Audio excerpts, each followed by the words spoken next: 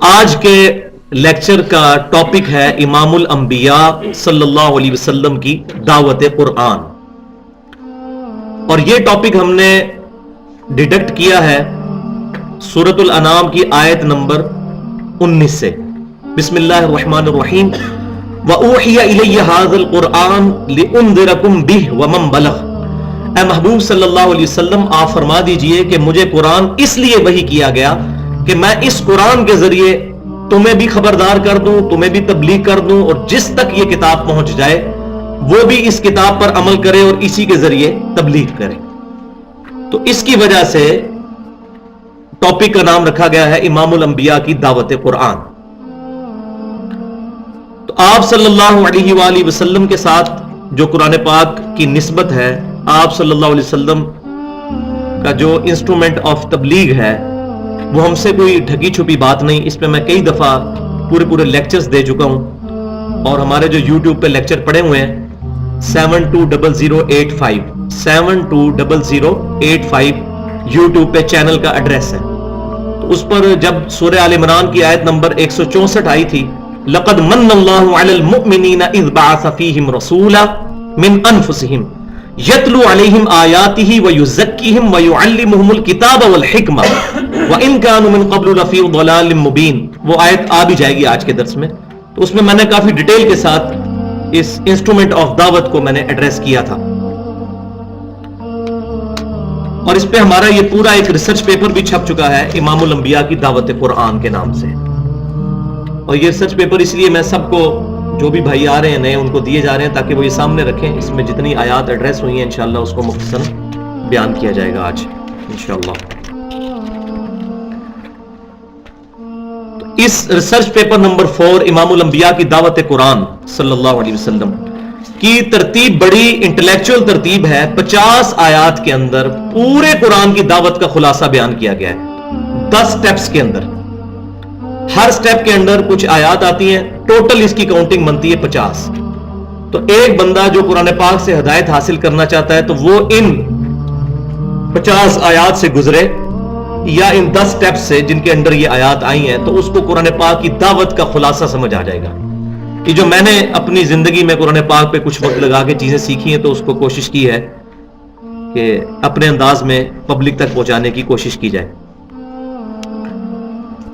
تو قبل اس کے کہ ان آیات کو ایڈریس کیا جائے، میں 8 احادیث بیان کرنا چاہوں گا قرآن پاک کی اہمیت کے حوالے سے، کیونکہ ہمارے معاشرے کے اندر عموماً قرآن پاک کی طرف بہت کم توجہ ہوتی ہے، اور جب کوئی حدیث بیان کی جاتی ہے تو لوگ زیادہ اٹینٹو ہوتے ہیں اس ایشو پر۔ یہ بدقسمتی ہے ہماری، حالانکہ قرآن بھی اسی زبان مبارک سے نکلا ہے جس سے حدیث نکلی ہے، اور قرآن ہماری دی اونلی ٹیکسٹ بک ہے۔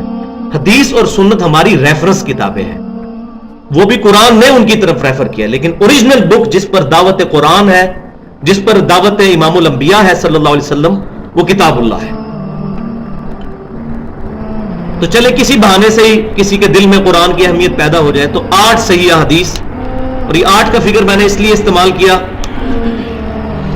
کہ جنت کے 8 دروازے ہیں، جو صحیح مسلم میں حدیث ہے، جو شخص وضو کرنے کے بعد پڑھ لے اشہد واللہ الہ الا اللہ وحدہ لا شریک لہ واشہد ان محمدا عبدہ ورسولہ، تو اللہ تعالیٰ اس کے لیے جنت کے 8 دروازے کھول دیتا ہے۔ تو جنت کے 8 دروازوں کی نسبت سے 8 صحیح احادیث میں انشاءاللہ ایڈریس کروں گا۔ اس کے بعد اس ریسرچ پیپر کو جو آپ کے ہاتھوں میں ہے، اس کو انشاءاللہ گو تھرو کریں گے۔ تو پہلی حدیث صحیح مسلم کے کتاب الجمعہ چیپٹر میں موجود ہے، انٹرنیشنل نمبرنگ کے مطابق 2005 نمبر حدیث ہے، اور حدیث کے راوی ہیں سیدنا جابر بن عبداللہ رضی اللہ تعالی عنہما۔ وہ کہتے ہیں کہ امام کائنات صلی اللہ علیہ وسلم جب بھی خطبہ دیا کرتے تھے، خصوصاً جمعے کا خطبہ، تو آپ صلی اللہ علیہ وسلم حمد و صلات کے بعد کچھ باتیں ایڈریس کیا کرتے تھے، امپورٹنٹ باتیں۔ وہ کیا تھی؟ اما بعد فإن خیر الحدیث کتاب اللہ۔ آگاہ ہو جاؤ اس کے بعد کہ سب سے بہترین کلام اللہ کی کتاب ہے، وخیر الہدی ہدی محمد صلی اللہ علیہ وسلم، اور سب سے ہدایت یافتہ راستہ محمد صلی اللہ علیہ وسلم کا ہے، وشر الامور محدثاتها، اور بدترین کام وہ ہیں جو دین میں نئے داخل کیے جائیں. وَكُلَّ مُحْدَثَةٍ بِدْعَةٍ، اور یہ تمام داخل کیے جانے والے کام بدعتیں ہیں. وَكُلَّ بِدْعَةٍ ضَلَالَةٍ، تمام بدعتیں گمراہیاں ہیں. وَكُلَّ ضَلَالَةٍ فِي النَّارِ، اور تمام گمراہیاں دوزخ میں لے جانے والی ہیں. تو صحیح مسلم میں میجورٹی الفاظ اس میں سے موجود ہیں. کچھ مسند امام احمد اور سنن نسائی کے بھی اس میں الفاظ موجود ہیں، وہ بھی صحیح سند کے ساتھ ہیں. تو آپ صلی اللہ علیہ وسلم جب بھی تقریر کرتے تو لوگوں کو اس بات کے اوپر ابھارتے کہ یہ اللہ کی کتاب سب سے بہترین کلام ہے، اس سے اوپر کوئی چیز نہیں ہے.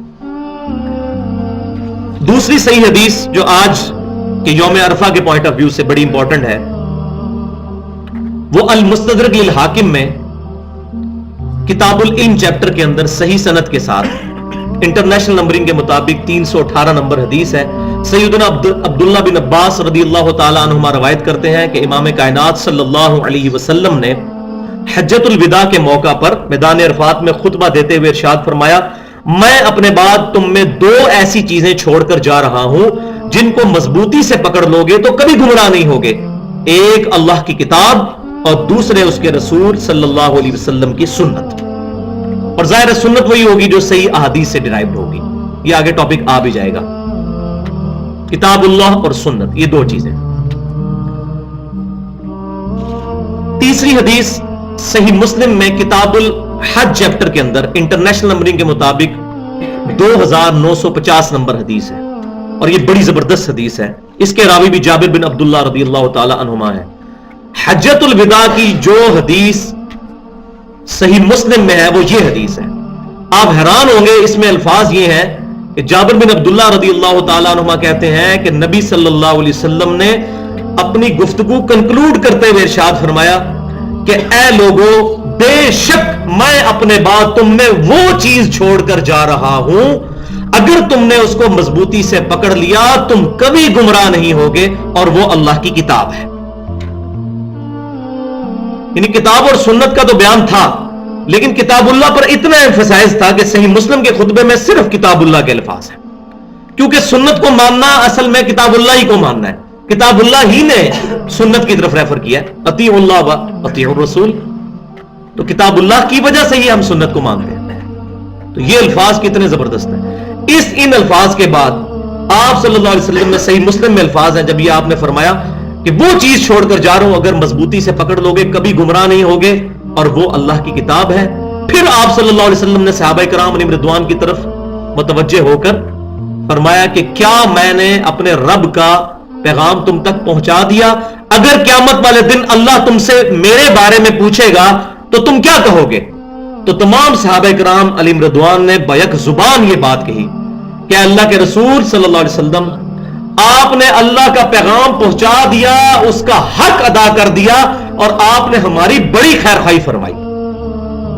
پھر آپ صلی اللہ علیہ وسلم نے اپنی شہادت کی انگلی بلند کی آسمان کی طرف، ایک دفعہ آسمان کی طرف، پھر نیچے، 3 دفعہ ایسے آپ نے کیا، اور کہا اللہم اشہد اللہم اشہد اللہم اشہد، اے اللہ گواہ رہنا، اے اللہ گواہ رہنا، اے اللہ گواہ رہنا.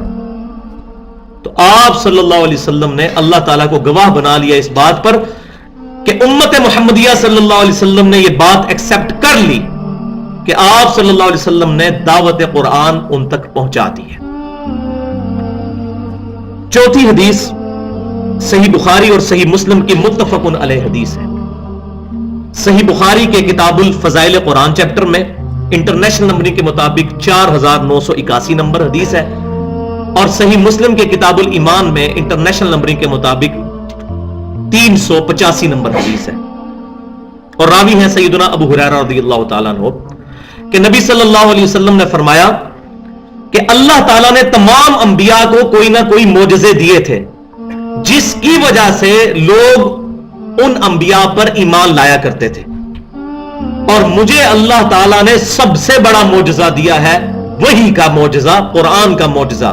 اور میں اللہ سے امید کرتا ہوں کہ سب سے زیادہ قیامت والے دن ایمان لانے والے لوگوں کی تعداد میری امت سے ہوگی. اور وہ ہمیں پتہ ہے صحیح بخاری اور مسلم کی متفق علیہ حدیث ہے کہ امام کائنات صلی اللہ علیہ وسلم نے فرمایا کہ جنتیوں کا نصف امت محمدیہ سے ہوگا صلی اللہ علیہ وسلم. کیوں؟ کہ اس امت کا معجزہ بہت بڑا ہے. کتاب اللہ، بہت بڑا معجزہ ہے. وہاں سے مجھے قرآن پاک بھی پکڑا دیجیے گا کوئی ایک سا. تو یہ اتنا بڑا معجزہ ہے کہ اس کی وجہ سے اس امت کی تعداد قیامت والے دن تمام امتوں سے بڑھ کر ہوگی. بلکہ سنن ابن ماجہ میں صحیح حدیث یہ بھی موجود ہے کہ جنتیوں کی 120 میں سے 80 صفیں میری امت سے ہوں گی. نبی صلی اللہ علیہ وسلم نے ارشاد فرمایا. اور آج ہم نے پریکٹیکل یہ چیز دیکھ بھی لی ہے. 11 ستمبر 2001 کے بعد صرف 9 مہینے کے اندر 34,000 امریکنز نے اسلام قبول کیا ہے، قرآن پاک کا ترجمہ انگریزی میں پڑھ کر. کسی مولوی کی تقریر سن کے نہیں، قرآن کا ترجمہ انگریزی میں پڑھ کر. یہ پلین ٹروتھ میگزین ہے امریکہ کا، اس کے فگرز ہیں. اور آپ کو یاد ہوگا کلنٹن 2007 میں جب آیا تھا پاکستان، اس نے جیو کو انٹرویو دیتے ہوئے کہا تھا اسلام از دا فاسٹسٹ گروئنگ ریلیجن ان امریکہ. امریکہ میں سب سے تیزی کے ساتھ پھیلنے والا دین اسلام ہے. اور وہ پریڈکٹ کر رہے ہیں کہ 2050 تک مسلمانوں کی تعداد سب سے زیادہ ہو جائے گی امریکہ کے اندر اس قرآن کی وجہ سے. تو یہ آج بات کھلی ہے کہ میرا معجزہ سب سے بڑا ہے. اور ڈاکٹر اقبال نے بڑی پیاری بات کی تھی کہ میں نے تاریخ سے یہی سبق سیکھا ہے کہ کبھی مسلمانوں نے اسلام یا قرآن کی حفاظت نہیں کی، یہ اسلام اور قرآن تھا جس نے مسلمانوں کی حفاظت کی ہے. آج دیکھیں ہم لوگ فیل ہو چکے تھے کریکٹر کے اعتبار سے، اپنے اعمال کے اعتبار سے. اللہ تعالیٰ نے غیر مسلموں کو قرآن کی وجہ سے ہدایت دے دی ہے اور دعوت و تبلیغ کا کام شروع ہو گیا. ایک ایک بندہ کرسچنز کے ٹیمپلز میں جا کے دعوت پیش کر رہا ہے، جو انہی کے پریسٹ جو ہے جیوز کے اور کرسچنز کے مسلمان ہو کر، ایون ہندو بھی مسلمان ہو رہے ہیں قرآن پاک کا ترجمہ پڑھ کر. یہ اب ہماری بدبختی ہے کہ سب کانٹیننٹ کے اندر مولوی ہمیں یہ پڑھاتا ہے قرآن حدیث ڈائریکٹ نہ پڑھنا گمراہ ہو جاؤ گے. کیوں؟ اس کو پتا ہے جب قرآن پڑھے گا تو ہمارے والے عقیدے نہیں رکھے گا، جب صحیح بخاری اور صحیح مسلم پڑھ لے گا پھر نماز ہمارے طریقے سے نہیں پڑھے گا. اس کو تو ٹینشن پڑ جائے گی، اس کی تو روٹیاں بند ہوں گی. 5ویں حدیث صحیح مسلم میں کتاب الفضائل چیپٹر میں، یہ میری فیورٹ 3 حدیث ہے احادیث میں سے، اسی لیے ہم نے اپنے منہج پہ بھی حدیث لکھی ہوئی ہے. اس کو کہتے ہیں غدیر خم کی حدیث، اور یہ اہل سنت اور اہل تشیع کے درمیان کامن حدیث ہے. غدیر خم کی حدیث صحیح مسلم کتاب الفضائل انٹرنیشنل نمبرنگ کے مطابق 4 سندیں ہیں، 6225، 6226، 6227 اور 6228. اور احادیث کے راوی ہیں سیدنا زید بن ارقم رضی اللہ تعالیٰ عنہ. وہ کہتے ہیں کہ نبی صلی اللہ علیہ وسلم حجۃ الوداع سے جب واپس آ رہے تھے تو مکے اور مدینے کے درمیان ایک خم نامی گاؤں تھا، غدیر خم، جہاں آپ صلی اللہ علیہ وسلم نے روٹین سے ہٹ کر سب لوگوں کو جمع کیا. اونٹ کے پالان کا ممبر بنایا گیا. آپ صلی اللہ علیہ وسلم اس ممبر پر چڑھ کر آپ صلی اللہ علیہ وسلم نے خطبہ ارشاد فرمایا، جس کے الفاظ صحیح آپ اندازہ لگا لیں گے. اور اس کی امپورٹنس اتنی زیادہ ہے کہ یہ حجۃ الوداع کے خطبے کے بھی بعد والا خطبہ ہے، اس کو بھی سپرسیڈ کرنے والا خطبہ ہے. الفاظ کیا ہیں؟ اے لوگوں آگاہ ہو جاؤ، میں بھی ایک انسان ہوں، قریب ہے کہ اللہ کا قاصد یعنی موت کا فرشتہ میرے پاس آئے اور میں اس کی دعوت قبول کر لوں. میں اپنے بعد تم میں 2 بھاری چیزیں چھوڑ کر جا رہا ہوں، ان میں سے پہلی چیز اللہ کی کتاب ہے. اس میں ہدایت ہے، اس میں نور ہے. تم اللہ کی کتاب کو پکڑو، اپنا تعلق اس کتاب کے ساتھ مضبوط کرو. اللہ کی کتاب اللہ کی رسی ہے، جو اس کو پکڑے گا وہ ہدایت پر ہوگا، جو اس کو چھوڑ دے گا وہ گمراہ ہو جائے گا. اور پھر زید بن ارقم کہتے ہیں نبی صلی اللہ علیہ وسلم ہمیں ترغیب دلاتے رہے، اللہ کی کتاب، اللہ کی کتاب، اللہ کی کتاب، ترغیب دلاتے رہے. اور پھر فرمایا کہ دوسری بھاری چیز میرے اہل بیت ہے. میں اپنے اہل بیت کے معاملے میں تمہیں اللہ سے ڈراتا ہوں، میں اپنے اہل بیت کے معاملے میں تمہیں اللہ سے ڈراتا ہوں.